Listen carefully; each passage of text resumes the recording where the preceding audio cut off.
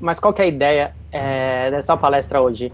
É tentar contar um pouquinho do que a gente tem feito no dia a dia, lá onde a gente trabalha, eu com o time de desenvolvimento, não focar na parte de código em si, de PHP, de melhorias, de arquitetura, padrões, porque isso tem muita palestra aí e tem muita conteúdo aí na internet. A ideia hoje é tentar trazer pensar um pouco mais fora da caixa, e aí por isso que veio esse nome Padrões Além do Código, o que seria? Primeiro, para me apresentar, para quem não me conhece, meu nome é Ivan Rosolém, mídias sociais aí, @Ivan Rosolém, não uso basicamente nenhuma sem ser o Twitter agora, então se quiser me chamar lá, pingar lá, tiver dúvidas, ou quiser só bater um papo, fico online por lá. Estou para completar quase 20 anos de PHP aí, então tem um caminho longo aí nessa vida de desenvolvimento, palestrante computador PHP, e no geral é isso, gosto de resolver problema e tentar resolver eles da maneira mais simples, e como já falaram, né, pai do Akira, que hoje é o novo foco aí, né. Mas qual que é a ideia? Vamos lá, vamos pensar no cenário. A gente está num caos, digamos assim, está tudo bagunçado, o ambiente de desenvolvimento, o sistema de deploy, produção, código, estava tudo meio desorganizado, digamos assim, onde eu trabalhava, onde eu trabalho, né? E aí, qual que é a ideia? Contar por onde a gente começou para tentar melhorar isso daí, o que a gente olhou, o que a gente conseguiu padronizar para seguir um caminho certinho, e o que a gente faz para continuar melhorando esse processo para a gente chegar num alívio, né? Tá num fluxo legal. Da onde saiu essa ideia de, por exemplo, de começar a mexer nessas coisas? Era o famoso final de semana que precisava fazer deploy. O porquê? A gente tinha pouca documentação, os deploys eram manuais, então não tinha nada automatizado, a gente não conseguia ter um tempo de deploy, então não dava para pedir uma janela, a gente precisava trabalhar no final de semana mesmo. Banco de dados era uma bagunça, não tinha controle de nada. Servidor, então, nem se fala, né? Várias versões, tipos e acessos e locais. Tinha muito pouca decisão, tanto de software, arquitetura e infra documentada, então cada vez que a gente ia fazer um deploy era uma surpresa. E também acarretava no quê? No onboard lento. E assim, eu acho que isso hoje não deve ser o cenário de muitas empresas, mas tem empresa também que está ainda nesse cenário de não ter muita coisa documentada, que é isso que eu tenho batido muito forte dentro do nosso time, que é a gente começar a documentar mais as coisas. Por quê? Onboard lento, por exemplo, é um desses motivos que, imagina que entra uma pessoa nova no seu time, onde ela busca as informações de saber quais são os softwares que vocês mantêm, qual que é o padrão de código, qual que é o fluxo que você trabalha para desenvolver ou para ter uma release. Isso a gente também lá não tinha, e eu vejo muitos lugares que não tem. E aí o que acontecia também?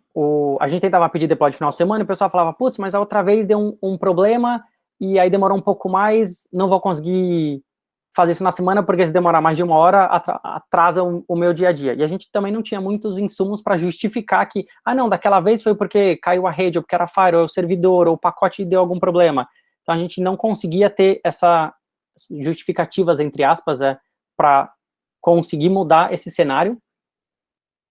E aí a parte de documentação eu acho muito importante por dois motivos. Um, porque eu sou preguiçoso, então é mais fácil, se eu já resolvi alguma coisa 2 vezes, eu olhar e eu mando o link para quem me perguntou como resolve isso, fica mais fácil.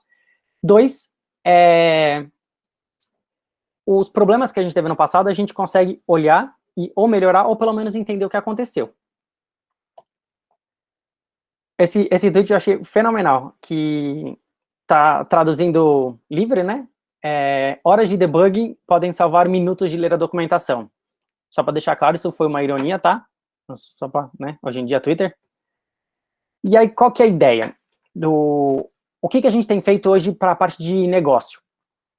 A gente, gostando ou não, a gente padronizou para o Gira e o Confluence. Então, todo o nosso fluxo de desenvolvimento, sprint Kanban, relatórios, documentações, a gente está no Gira e no Confluence. A ferramenta atende a gente bem, muda, não sei quem usa Gira aí, mas o Gira muda quase todo mês, então cada dia é uma novidade, mas tem atendido as nossas necessidades, está tudo tranquilo.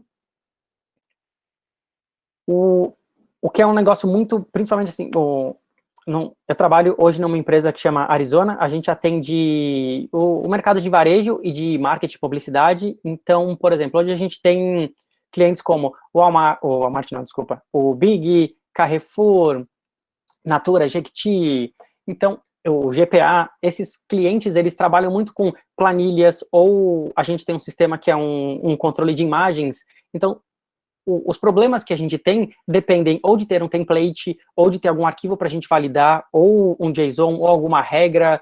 Então, para facilitar esse dia a dia, a gente tem armazenado também os arquivos para teste, ou quando a gente desenvolve alguma funcionalidade, ou quando alguém pede alguma funcionalidade para a gente, abre um ticket e a gente fala, ok, mas quais são os arquivos que a gente pode utilizar para testar, para subir uma planilha, ou para testar se o preview da imagem está funcionando. Então, a gente tem isso documentado também para facilitar, até no desenvolvimento, a gente conseguir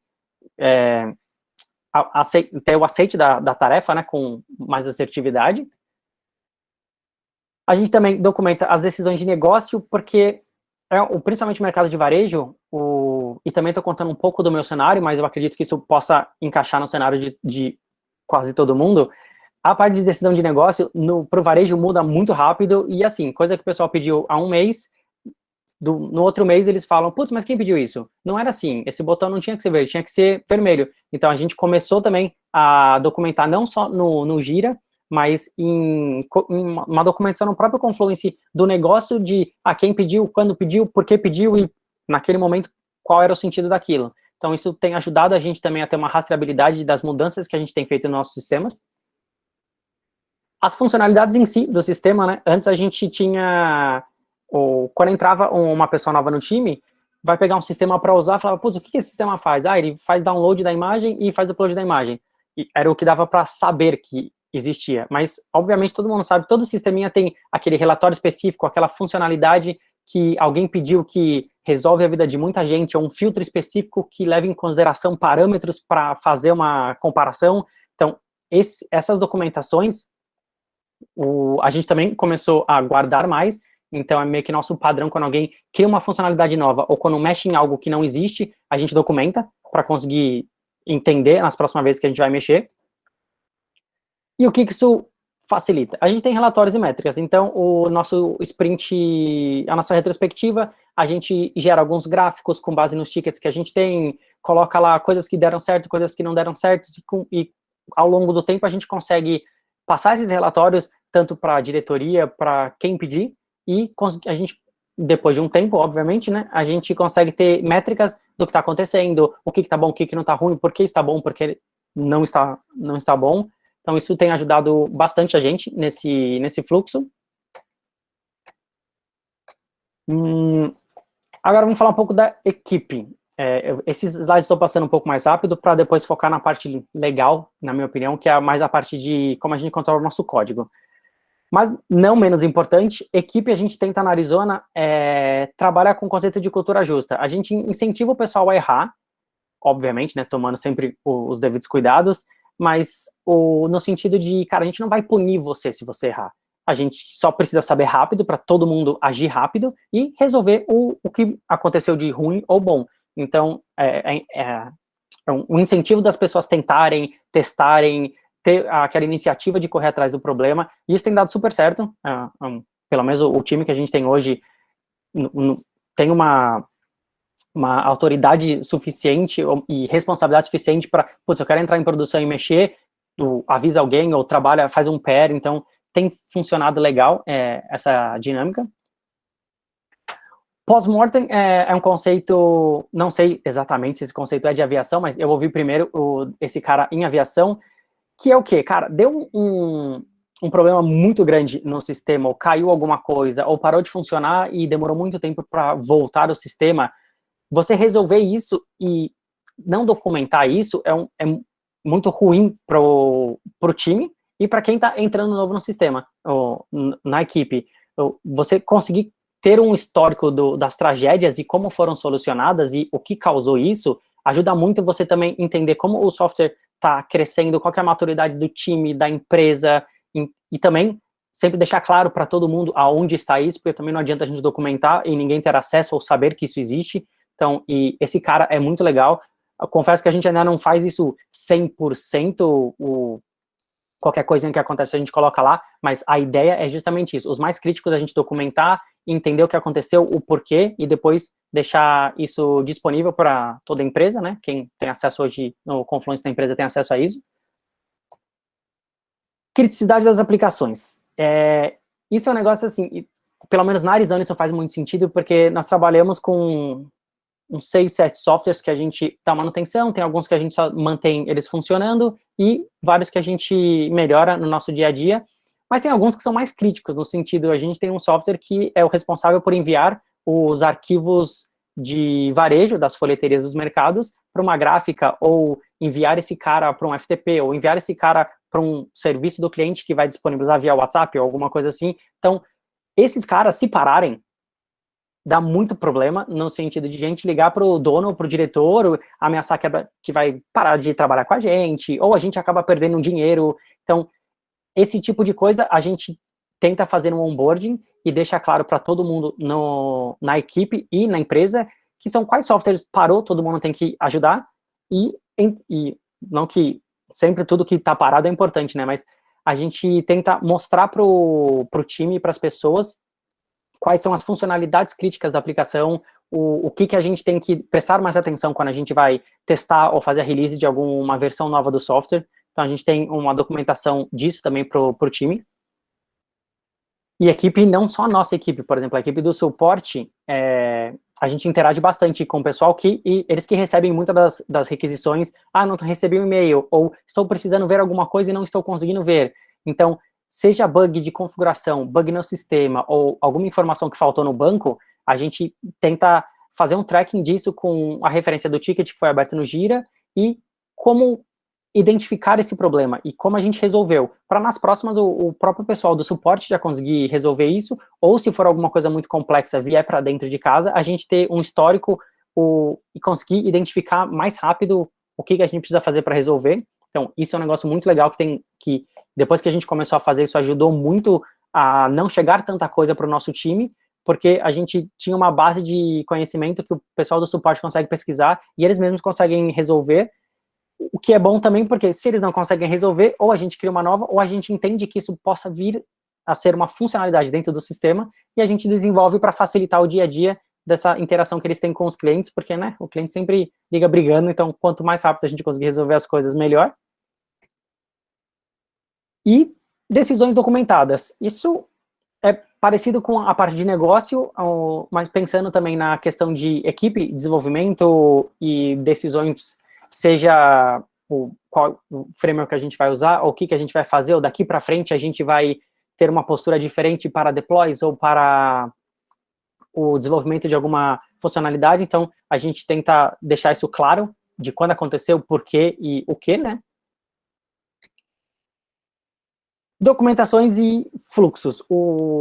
Isso é legal, que isso até a gente acabou descobrindo algumas coisas, por exemplo, acho que é o Mermaid JS, que a gente consegue fazer fluxogramas em código, e aí o próprio GitLab, que a gente utiliza o GitLab, ele consegue renderizar isso na tela. Então, a gente tentou pegar as funcionalidades que tinham algum fluxo determinado de como vai funcionar, ou alguma coisa muito complexa, ou alguma coisa muito crítica, e desenhar todos esses fluxos para passar até para a área de negócio, para a gente conseguir entender um pouco melhor a necessidade deles e o que a gente está entregando, e documentações em gerais, de funcionalidades, de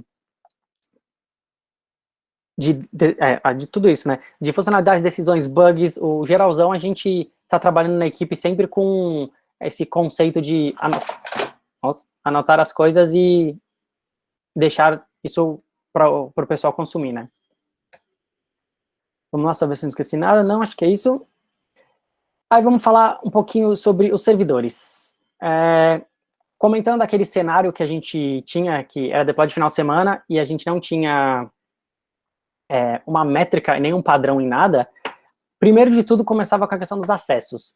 Acessos, às vezes não tinha acesso, às vezes era por usuário com chave, às vezes era senha, às vezes era um usuário genérico que a gente acessava momentaneamente, então a gente acabou com isso, e a gente tentou fazer uma forma um pouco automatizada, então hoje todo mundo acessa os servidores com seus próprios usuários, usando chave ou com uma senha, permissionamento certinho, e a gente automatizou isso com um Google Forms.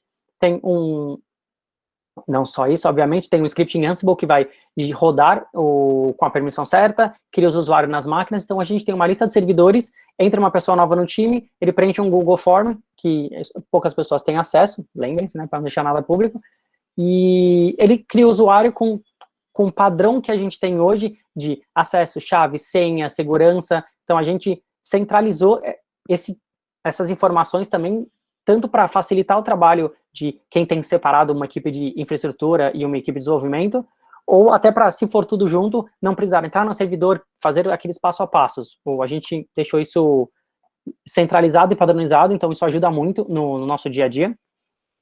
Inclusive, recentemente a gente teve uma contratação do novo rapaz de operação, ele saiu clicando no Google Form e gerou acesso em todos os servidores que a gente tinha, relativamente fácil, né, tirando achar todos os IPs e o tempo, porque a gente trabalha com sistemas on-premises e cloud, então a gente tem alguns servidores para criar acesso, mas fica mais controlado isso.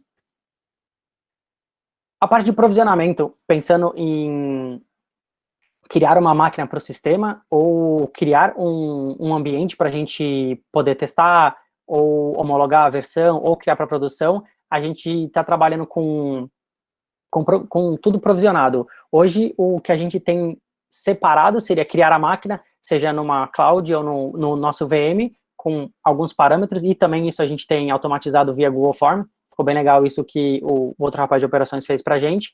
E depois é apertar um botão no GitLab e ele sai criando a máquina com todas as dependências, rodando ou seja Ansible, Terraform ou uma imagem, ele já faz todo esse fluxo pra gente, então a gente não faz nada manual. Os deploys. Hoje, eu acho que teve... Não tem mais, a gente centralizou tudo. Todos os nossos sistemas hoje para deploy estão automatizados no GitLab com pipeline. Então, se algum sistema ainda não está, porque a gente tem instalações por clientes, então tem várias versões do mesmo sistema em outros servidores, se esse cara ainda não está automatizado, no próximo deploy a gente pede uma janela um pouco maior e automatiza para a gente não precisar mais deploy, entrar em servidor e rodar comandos, scripts ou ter que trabalhar alguma coisa nesse sentido. Hoje a gente automatizou tudo, eu vou explicar um pouco mais sobre isso. E pensando que esse cara aqui também, eu acho que é sempre bom começar alguma coisa, então, desde que seja centralizar o acesso ou usar alguma ferramenta para facilitar o seu deploy, já é alguma coisa, só para ter um padrão, que essa é a ideia principal, né, para a gente conseguir definir qual que é o fluxo do padrão da empresa ou do time que vai utilizar, e se ainda não existe para esse cara, obviamente também não precisa sair arrumando toda a vida. Quando for fazer um novo, a gente padroniza, então hoje a gente conseguiu centralizar todos os deploys isso automatizado, foi bem bacana. Versões, isso pensando em versões, eu falo no sentido de sistemas operacionais, versão do sistema operacional. Isso eu acho que a própria infraestrutura, ou quando você está provisionando uma máquina, tem um pouco mais de controle, mas o pessoal às vezes esquece de algumas coisas, que a gente acabou tendo alguns problemas no passado, que é, por exemplo, a versão do Composer. Quando você está fazendo um deploy automatizado, ou você está provisionando o Composer, ou a instalação desse Composer no servidor está como? Porque teve uma época que o Composer abaixo de 1.8 estava dando um erro com as nossas migrations, então a gente teve que atualizar para alguma nova versão. Agora tá para sair, já saiu, né, a versão 2, só que tem algumas diferenças. Você vai atualizar num servidor e arrumar seu script de deploy e não vai atualizar no de todo mundo, talvez a regra que você use em uma receita possa quebrar e travar alguma coisa. Então, sempre que possível, claro, tentar manter as versões entre os servidores que vocês têm, desenvolvimento, staging, produção, parecidas, no máximo. Você tem um PHP 5.6, você sabe que não tem muita diferença pro 5.7, se sim ou se não, tenta sempre deixar, na medida do possível, parecido, porque, por exemplo, se você tem, a gente pegou alguns casos que a gente tinha servidor de MySQL 5.3 e instalaram em produção o 5.7. Tinha alguns problemas de SQL que a gente teve que, na pressa de fazer algo funcionar, desabilitar o strict mode, e com o tempo depois a gente foi arrumando os problemas que a gente tinha de SQL para normalizar essas versões. Então sempre é bom tentar manter ou uma documentação de quais são as versões que tem nos servidores, versão de PHP, versão de MySQL, versão de Apache, Nginx, todas essas coisas. É legal a gente ter uma rastreabilidade, até para a pessoa de operações que vai mexer nesse cara, conseguir ter um controle melhor. Logs e monitoramento, sempre é legal a gente ter um padrão no sentido de, pelo menos, cara, onde estão os logs da aplicação? Fica mais fácil para você olhar quando você vai tentar resolver um problema ou entender algo que não funcionou. E monitoramento também, né? Inicialmente, pensar na parte mais, né, nesse ponto específico, pensar mais na parte servidor. Então, cara, você monitorar para ver como é que tá memória, espaço em disco, essas coisas, para você não ser pego de surpresa. Então, hoje a gente tem alguns softwares que a gente utiliza para ter esse controle. E backup, né? Que aqui é um tópico separado. Vamos falar um pouquinho melhor desse cara, que o que seria? Deixa eu ver. Banco de dados, sempre é importante ter. A maioria das aplicações utiliza algum mecanismo de armazenamento de informação, né? Principalmente banco de dados. Então, ter um backup desse banco de dados, seja um dump ou seja uma imagem, alguma coisa nesse sentido. Sempre lembrar também, pensando num desastre de servidores, putz, se a gente perder o servidor, o que a gente precisa para esse servidor voltar a funcionar rapidamente? Configurações da aplicação são informações que a gente precisa ter, às vezes tem uma feature específica setada, ou quais são os níveis de log, é debug ou é produção, se você tem, sei lá, um envio para SMTP, quais são as configurações de SMTP desse servidor. Então, essas informações, se você não tem muito bem documentada, demoraria muito para você conseguir voltar à aplicação. Então, a gente também faz backup dessas informações, isso ajuda bastante. Os arquivos que a aplicação usa, por exemplo, se você tem unidades mapeadas no servidor, já está um pouco mais fácil, mas se você grava alguma coisa no próprio servidor, sei lá, a imagenzinha do perfil da pessoa, se você perder isso, o que é importante e o que não é importante também, deixar isso mapeado para conseguir saber o que você precisa fazer backup ou não. Se conseguir fazer backup com snapshot uma imagem, é um pouco mais fácil, porque isso vai facilitar quando você tem um desastre, perdi o servidor, para voltar é mais fácil, você evita esses outros pontos acima, se você tiver uma imagem atualizada, é sempre interessante.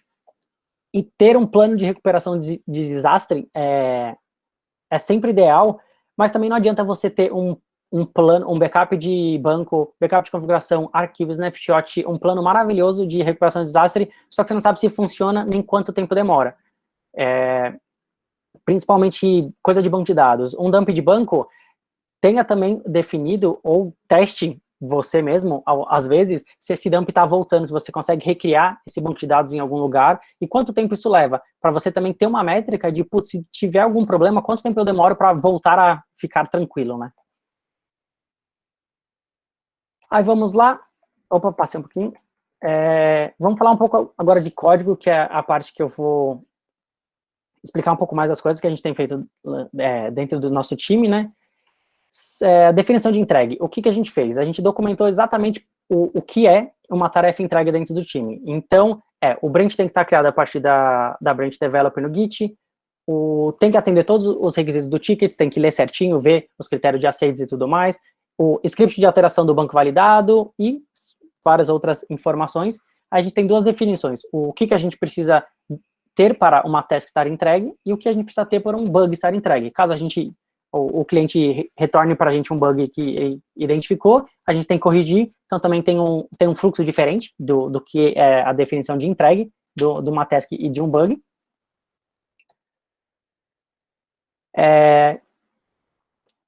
E esse ponto específico de definição de entrega é legal porque isso a gente fez junto com o time, então como envolve também a parte do analista de testes, do QA, então a gente sempre tem essas discussões e essas documentações conversadas junto com o time. E aí, código, vamos falar de commits. Esse é outro vídeo que eu achei muito legal, que é de um amigo meu, que ele diz, trate o Git como uma ferramenta de comunicação e não armazenamento de código. Hoje, o que a gente tem utilizado na Arizona é o Conventional Commits. Ele tem uma estrutura bem simplista, então ele tem um título, um escopo que é opcional e, um tipo, o escopo opcional e um título, que seria uma descrição simples do que é o commit. Tem o corpo, que na definição do Conventional Commits é opcional, eu gosto de pensar nele mais obrigatório, e o rodapé que seria opcional, no sentido que a gente utiliza ele normalmente para colocar referência de uma documentação, ou o ticket do Gira, ou o ticket da onde você está controlando essas requisições. Um exemplo rápido, né, porque tem outros tipos, mas aqui seria um exemplo de como a gente lida com a parte de tipos. Então, a gente teria static, seria para alteração de conteúdo, CD, alteração em configurações, feature, quando a gente cria um recurso novo, que a gente usa bastante essa parte de feature, fix, improve, ou um refactor. Então, a gente tem um padrão de como a gente está comitando as informações. Por que isso? E essa Conventional Commits, ela estava em beta, e agora ela já está oficial, entre aspas, né? Então se vocês entrarem no site aqui, tem uma documentação em português, toda certinha, mostra vários exemplos, projetos que utilizam isso. É bem legal entender a história um pouquinho por trás. Perdão. E o que isso é bacana? A rastreabilidade do código fica muito boa. Para você criar uma release de uma nova versão do código facilita muito, eu vou mostrar para vocês mais para frente. E a rastreabilidade do código é muito legal, porque você tem definido quais são os escopos junto com o time. Então, você coloca lá, feature, novo botão, e uma descrição. Novo botão, envia e-mail. Uma descrição do porquê foi feito, como foi feito. Quando você vai buscar essa informação no Git, ela é fácil de achar. Quando você tem uma referência de um ticket, você consegue ter o histórico e a rastreabilidade do porquê foi feito. Isso tem ajudado bastante a gente entender as coisas e achar quando foi feita alguma coisa e o porquê. Isso tem se provado bem legal. E aí ajuda também nessa parte, que é como a gente faz nosso merge request, nosso code review. Primeiro de tudo, tem que seguir os conventional commits, né, esse padrão. A gente usa em português, esse talvez seja um tema meio com opiniões diferentes, mas a gente tem tentado usar muito mais português do que inglês, para ficar mais fácil para todo mundo entender, não só a gente, mas como o time de negócio também. Tem que descrever o porquê da modificação ter sido feita ou adicionado. Aí, isso daqui são exemplos do que a gente usa, tá? Isso, obviamente, vocês conseguem adaptar para o cenário de vocês, mas a gente tenta ter um merge request com menos de 300 linhas, para não ficar tão pesado, porque, convenhamos, né, se você pegar um merge request que tem 1000 adições, você não vai ler 100% daquele código e analisar 100% daquele código, porque chega uma hora que acaba ficando cansativo. Não é tão simples. Então, sempre tentar quebrar em commits separados, ou em merge requests separados, se possível. Isso facilita muito a parte do code review. A gente tenta trabalhar com gitignore global, não por repositório. Depois, no final da palestra, tem algumas referências de como você configurar isso para sua máquina e para o seu Git. Então, você não precisa, se você trabalha com mais de um projeto, não precisa todo repositório colocar quais folders você não quer enviar para o Git. Você pode configurar isso globalmente. Fica mais fácil no dia a dia. Isso você consegue configurar no setup da sua própria máquina. Eu tenho um Git que eu instalo toda a minha máquina e já tem todas as configurações de terminal, de gitignore. Então, você consegue automatizar também isso. Lá a gente trabalha com remover o branch que foi criado, porque a gente sempre cria um branch a partir da developer para criar uma nova funcionalidade. Então, o merge request a gente remove isso para deixar o Git mais limpo possível. E no mínimo 2 aprovações, 2 joinhas, né, no merge request, para passar esse código para frente com o mínimo de assertividade que está ok. E seguir as recomendações de código, que esse ponto é muito relativo, né? Então, a gente tem um padrão nosso, que a gente tem uma documentação falando quais são as nossas recomendações de códigos, o que é obrigatório, o que é opcional, tipo, vou pensar nas PSRs, ou em indentação de código, ou não, essa funcionalidade a gente não usa mais, ou esse tipo de estrutura, ou esse tipo de implementação a gente não trabalha, então tem toda uma documentação, e isso é legal sempre todo mundo ter, principalmente para quando entra uma pessoa nova no time, ou para você mesmo relembrar das coisas que você precisa olhar no code review, isso ajuda bastante. E para alegrar o dia de todo mundo, o Gify, para colocar um gifzinho bonitinho, então a gente tenta deixar os nossos merge requests um pouco mais interativos, isso é bem legal. Deixa eu ver se eu não esqueci nada. Não. E aí, nosso Git Workflow. Como a gente trabalha lá na Arizona, isso também, novamente, uma outra documentação com fluxograma bem definido para todo mundo saber e lembrar. Então, a gente tem basicamente sempre 3 branches no Git, tem a Develop, a Homolog e a Main. Tudo que é desenvolvido ou feature nova ou melhorias, a gente trabalha criando uma nova branch a partir da Develop, e quando a gente vai fazer após o merge request na branch Develop, a gente libera isso no ambiente de homologação. Às vezes a gente tem um ambiente de homologação específico para cliente, ou uma homologação interna nosso, que é aí que o nosso responsável por testes vai trabalhar para testar, para colocar a massa de dados deles. Então, o branch que a gente coloca, o que a gente automatiza também via deploy e pipeline, é esse homolog. E depois que tudo está ok, passa para branch main e a gente consegue gerar tag. E aí a gente está aqui com o Git Workflow, a gente trabalha com o versionamento semântico. O que é o versionamento semântico? Tem um link aqui com uma descrição melhor, mas resumidamente a gente trabalha acredito que todo mundo já deva ter visto um pouco essa estrutura de 3 números para definir versão de biblioteca ou versão de sistema. A gente segue o mesmo padrão para as nossas aplicações. Então, o primeiro índice, que é a versão major, é quando tem alguma quebra de compatibilidade no sistema. Se eu utilizo alguma função e ela para de funcionar, é uma quebra. Ou quando, assim como o próprio Caruso falou, o PHP 8 implementa muitas coisas, deixa de ter muitas coisas, então é considerado uma major version. A minor é quando você está normalmente adicionando alguma feature ou fazendo uma melhoria. E a última é o patch, é para correção de bugs. Aqui é um conceito que acredito que todo mundo já deve estar um pouco mais familiarizado, mas nesse link tem a documentação em português explicando melhorzinho, com alguns outros exemplos. Recomendo muito vocês darem uma olhada nesse cara, porque ajuda bastante o controle da aplicação. E aí a gente trabalha com release notes, tanto para interno quanto para os clientes, com um markdownzinho simples, que a gente define o que foi arrumado, o que é melhoria e o que foi adicionado. E utilizando conventional commits, aí que vem a parte legal. A gente consegue automatizar essa geração, então a gente tem aqui qual que é a tag, o que foi melhorado, o que foi corrigido, só removendo o tipo inicial, a gente tem qual que é o scope que a gente trabalhou, aqui o flow é o nome da nossa aplicação, a descrição, só o título, não o box do corpo mesmo, então isso fica automatizado, então é rápido a gente mandar um e-mail de, opa, nessa versão nova a gente tem essas melhorias, isso por causa do conventional commits a gente consegue automatizar. E nosso ambiente de desenvolvimento, a gente trabalha com ou Docker ou Vagrant e o Ansible também, tem alguns sistemas que a gente roda local, o resto é tudo Docker, que ajuda, né, na padronização de subir o ambiente e entender também as dependências do projeto, o que precisa para rodar esse projeto. Isso ajuda a gente, no começo de algum desenvolvimento, ter o Docker, a gente sabe o que a gente vai precisar provisionar ou criar os scripts de provisionamento para quando isso for para homologa ou produção.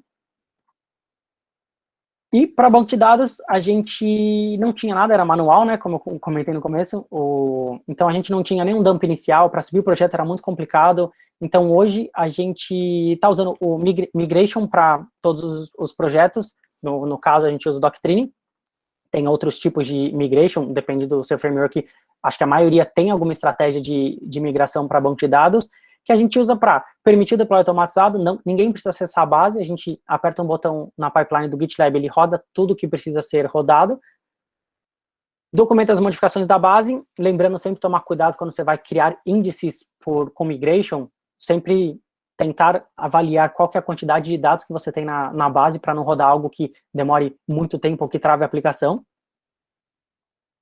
zero acesso a gente conseguiu tirar acesso a banco de dados de produção para todos, né? Hoje tem o usuário de deploy e o usuário de acesso à base de dados, então a gente conseguiu controlar isso porque a gente automatizou isso com as migrations.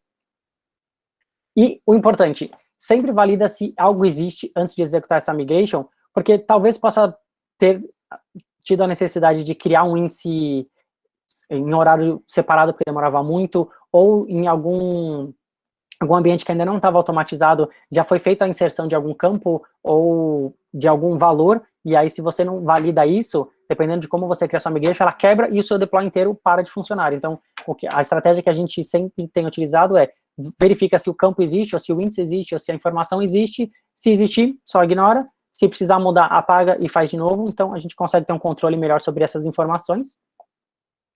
Acabei de ver meu tempo, vou dar uma acelerada. Aí, a gente tem arquivo de configurações. Eu acho legal definir dentro do time qual o padrão que você vai usar, se vai ser JSON, INI, YAML, para ficar mais fácil o dia a dia. E isso foi um tópico que a gente trabalhou bastante quando a gente começou com a ideia de vamos automatizar o deploy de final de semana, que a gente não quer mais trabalhar de final de semana.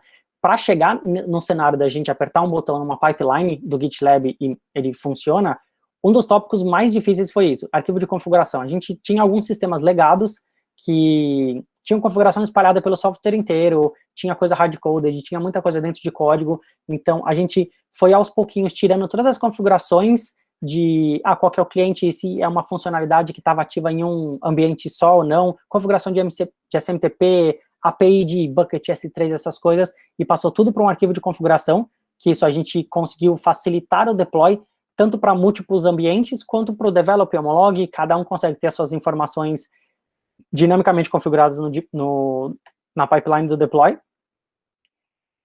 O que a gente controla também em alguns cenários esse ambiente vai ter acesso a X funcionalidade ou a Y, ou os logs nesse ambiente vão ser de quais níveis. Então, a gente deixa todos esses tipos de informações em um arquivo só, que, inclusive, é um dos arquivos que é feito backup para facilitar a verificação desses caras. E facilita também, por exemplo, mudar um acesso se um sistema acessa algum outro sistema interno ou algum sistema externo, se você vai trabalhar com IP e precisa mudar, fica fácil, você consegue automatizar isso via deploy, não precisa mexer em código de PHP, o PHP ler esse cara separado sempre ajuda muito.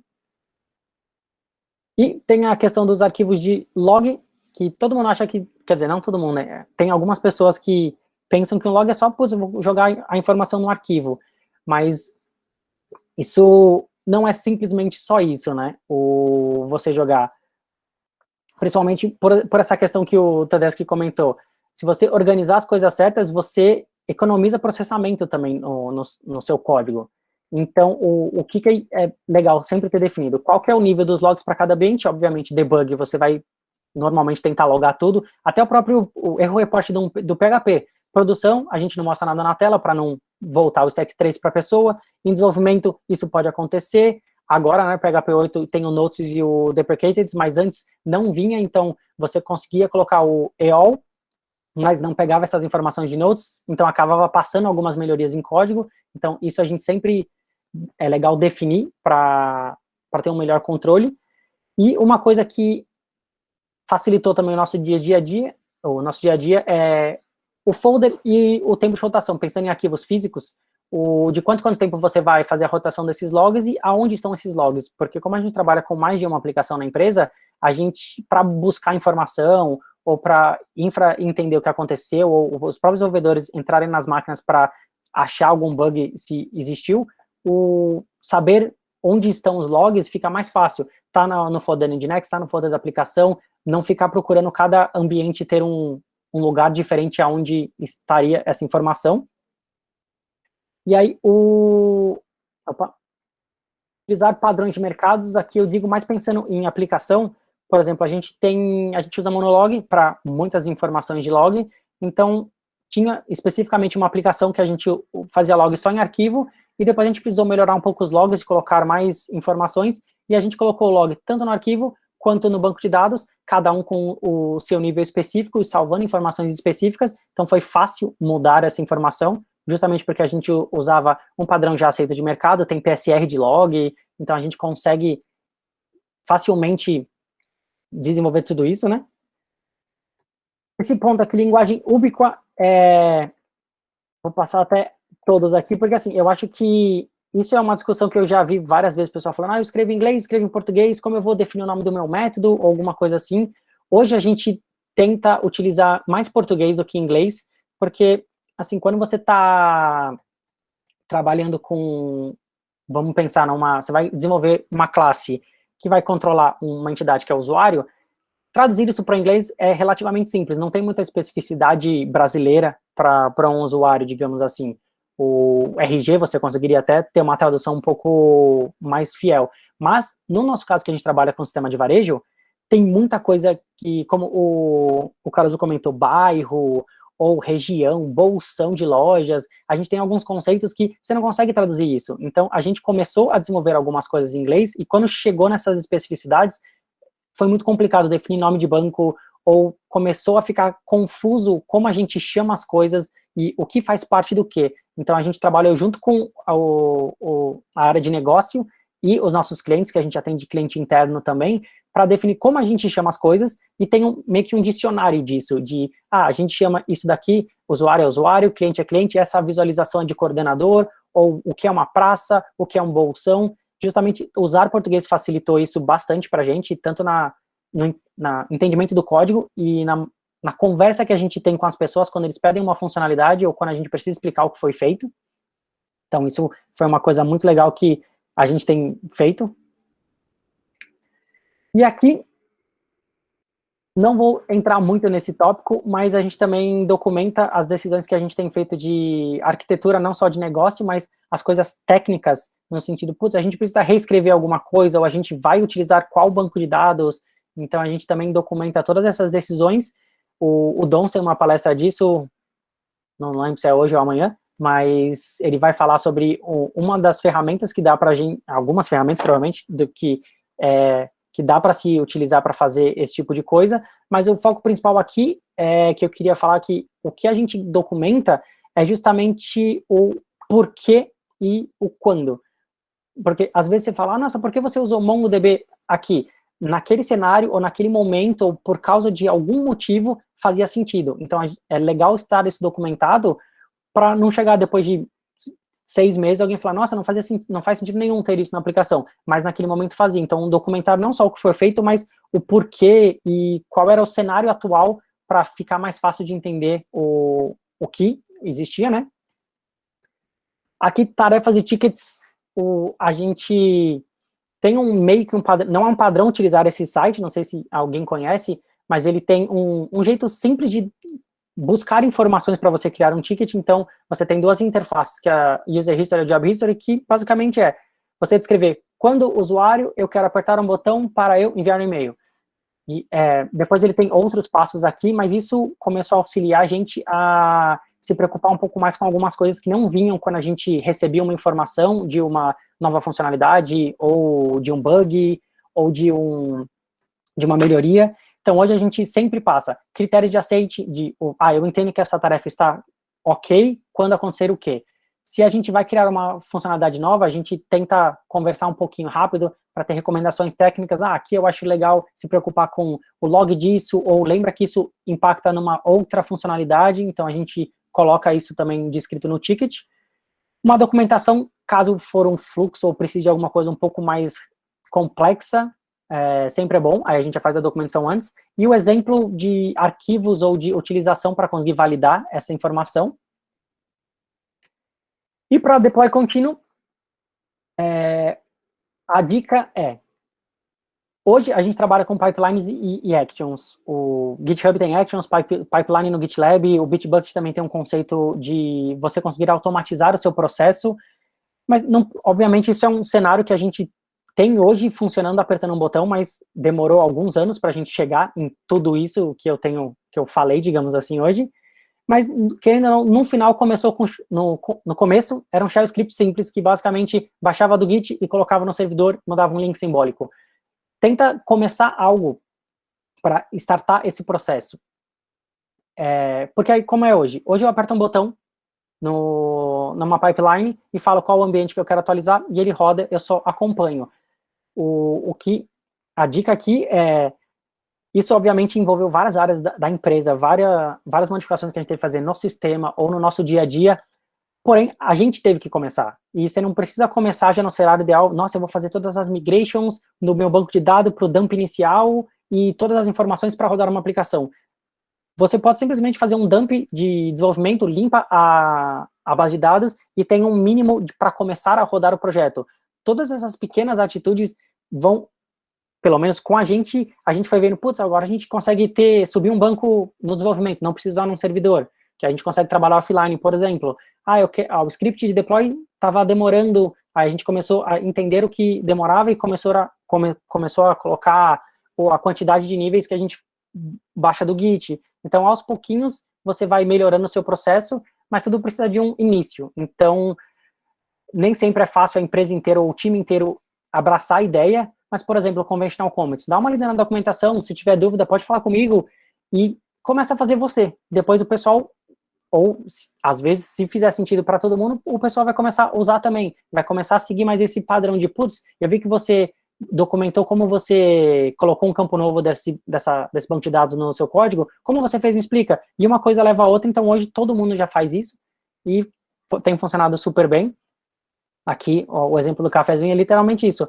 O pessoal pede deploy, eu falo, ok, eu preciso fechar uma versão, assim que eu fechar a versão, eu preciso de uma janela de 10 minutos. Então, a gente conseguiu ganhar a confiança também do cliente, internos ou externos, e a melhoria contínua que a gente consegue fazer, às vezes tem 2 deploys de sexta-feira. Ok, não tem problema, também porque se der algum pepino, o rollback é automatizado também, então a gente consegue controlar essas coisas.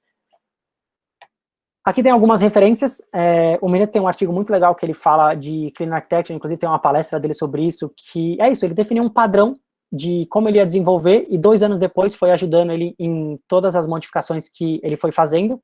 E aqui tem mais algumas coisas, tem 2 palestras muito boas do arquivo do Augusto sobre controle de erros e logs.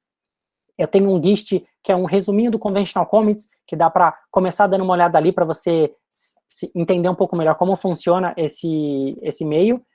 E esse site aqui, The PHP Website, é do Nicolas, que eu chamei de Tibia. É muito legal, tem algumas coisas, tipo, novas funcionalidades do PHP 8. Aí, o que a gente fez?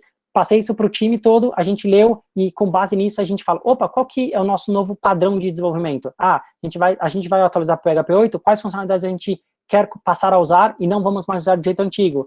Então, sempre tem conteúdo que a gente pode achar por aí, para ir ajudando a gente a definir esses novos padrões, para o onboard de uma pessoa nova no time, passa um tempinho lendo algumas documentações, já consegue saber mais ou menos como é o dia a dia e como a gente trabalha, né? Acho que é isso, me estendi um pouquinho, mas aí vou voltar aqui para a tela, vamos ver, meu Deus do céu, quantas perguntas. Como eu não tenho retorno, tá todo mundo me ouvindo? Tá tudo bem? Meu som subiu de novo também. Oi, Ivan, estamos te ouvindo sim. Ah, não, beleza. É que é a primeira vez que eu tô fazendo palestra sem ver as pessoas, né? É meio...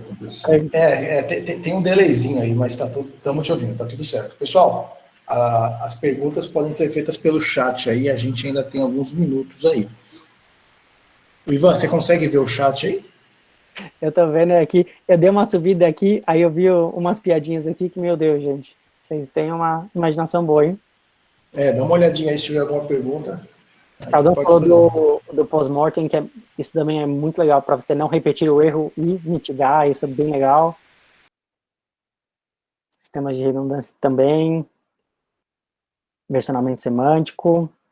Meu Deus. Eu tô descendo aqui, gente.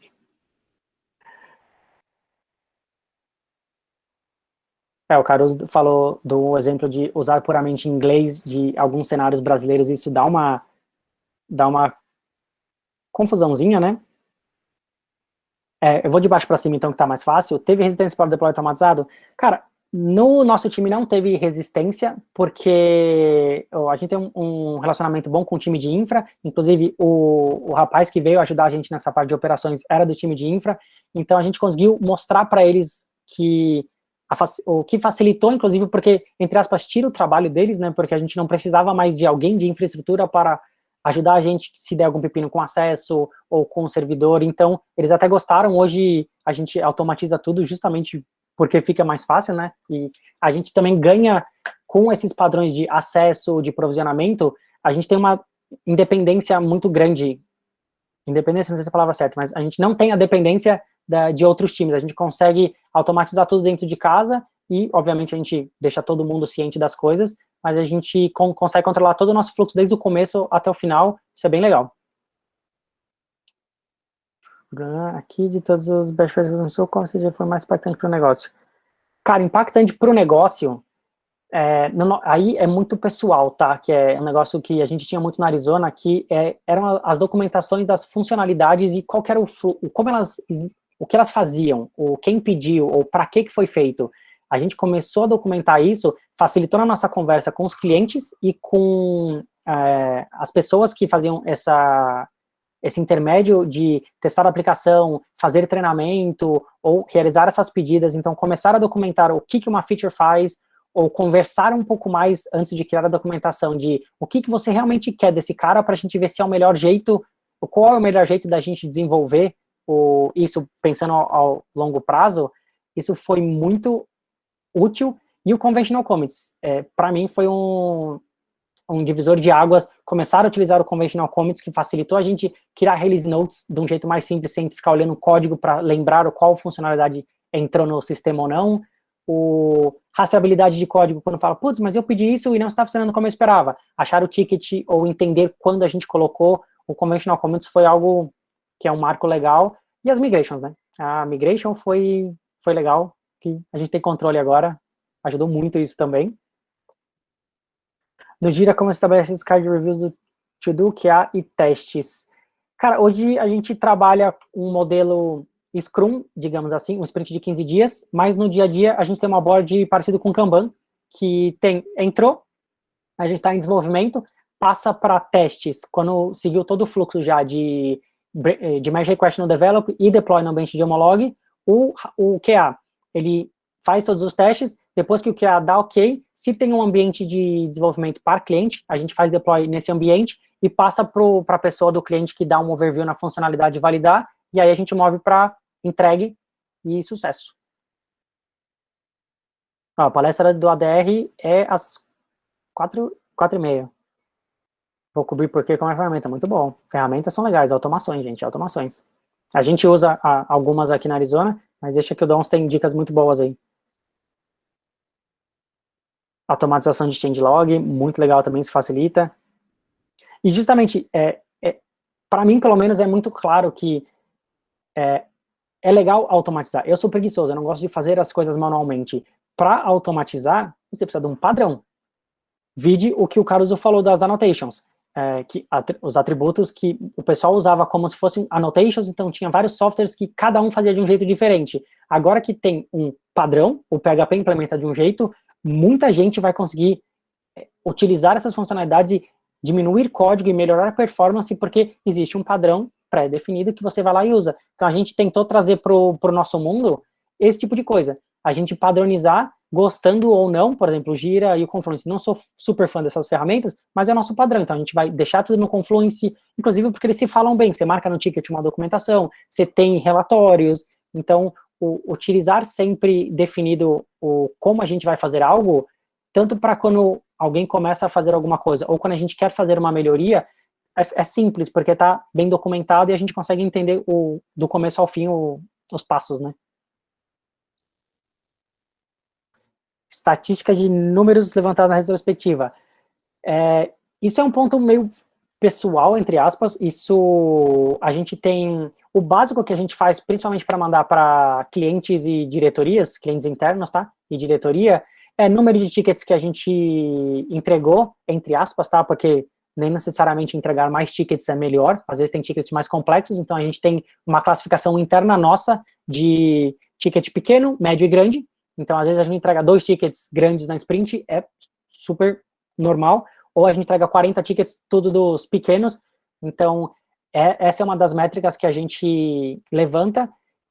No nosso caso, como a gente trabalha com vários clientes, a gente tem um gráfico também de tickets por cliente, porque a gente define meio que uma prioridade, nesse sprint, qual é o cliente que a gente vai dar uma priorizada um pouco maior, por exemplo. Recentemente, a gente ganhou um novo cliente de varejo, então foi basicamente 30 tickets desse cara e 2 de outro cliente, uma melhoriazinha. Então, é para deixar evidente também qual foi o foco da nossa sprint, ou do nosso desenvolvimento nesse período de tempo. E acho que os principais são esses. Aí as outras coisas para as métricas e buscar essas informações, aí mais questão de Kanban mesmo. Tem alguns relatórios que a gente pega de lead time, o throughput do time, e aí é com base na qual é a métrica, quais são os pesos que você está aplicando. Estou lendo, perdão. É interessante pôr o número de tarefas do Gira dentro do comentário no commit, no mapeamento relacionado. Assim, a gente tenta, sempre que a gente tem um commit específico e tem uma tarefa do Gira, usar no rodapé dele o ticket, porque aí quando você faz um merge request automaticamente do terminal no GitLab, ele já faz um vínculo, e o que eu ia falar do ticket? Para entender o motivo para fazer uma merge request, para conseguir olhar a descrição do que foi feito, sempre é legal, fica mais fácil, porque você só clica e acessa. E eu ia falar mais alguma coisa, eu esqueci. Do ticket no Gira. Planning, se eu lembrar, eu falo. Porque a gente tem um ticket por tarefa, mas nem sempre tem ticket da tarefa, era alguma coisa assim? Não lembro. Mas o padrão é assim, tem ticket no commit, coloca o ticket para facilitar o tracking disso e achar onde está a informação, né? Vocês praticam Planning Poker para tickets? A gente já fez alguma... Antes a gente trabalhava muito mais Scrum, então a gente tinha uma cerimônia inteira de planejamento, era um pouco mais demorada, fazia o Planning Poker. Hoje a gente trabalha um pouco mais com uma retrospectiva e um mini planning de priorização do que a gente vai olhar nesse próximo sprint, ou nesses próximos 15 dias, e a gente tenta fazer um planejamento. O nosso time é pequeno, hoje nós somos em 4 desenvolvedores, um operações e um QA, então a gente marca uma reunião 11 da manhã e fala, vamos dar uma revisada nas tarefas, ou se alguma tarefa que entrou no meio do sprint, padrãozinho Kanban, né, a gente conversa todo mundo junto antes de pegar essa tarefa, e aí meio que decide entre a gente mesmo. A gente não faz nada, não tem um backlog super gigante, porque é bem dinâmico o nosso dia a dia lá, de desenvolvimento.